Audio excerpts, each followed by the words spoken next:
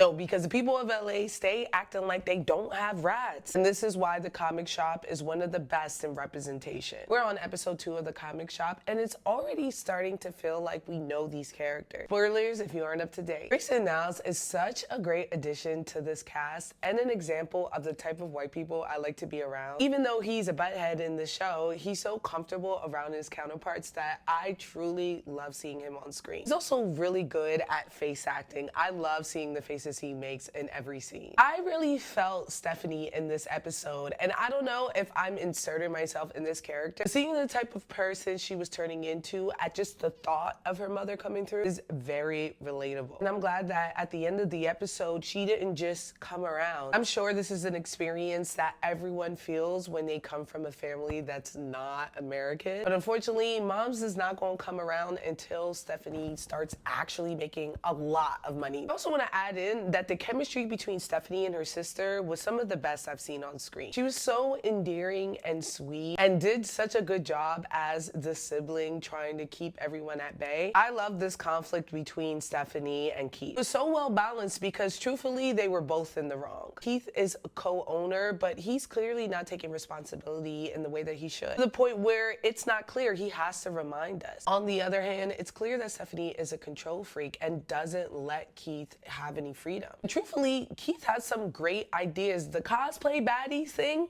could work. It's been working for DreamCon. I enjoyed seeing the conflict be resolved by both of them talking to the worst person in the room. With Keith, it was him, and with Stephanie, it was Connor. I was shocked that they actually had a live rat on set, but even more so that Dominique interacted with it. She's a brave woman, and honestly, I tip my hat off to her. That is to be expected. The actress Sinead Cole is from, I feel like Philly, but either way, the East Coast, and we just built different. You know what I'm saying? Finally, I gotta finish with our Easter eggs. We had Danny Fernandez, who is an actress, writer, director, everything. LJ Johnson was a co-host of 8-Bit Close Fist, a gaming podcast. TJ Sterling is a comic book writer and artist who has his full company, which are all on full display on the front of the comic shop. Mark Bedard wrote one of the funniest episodes of Batman Caped Crusader, but beyond that is a legendary writer. He also was in charge of Eyes of Wakanda that just was released and does the live podcast Fat Man and Beyond with Kevin Smith. There's actually one coming up this weekend. 4 out of 5 Frankie Flames.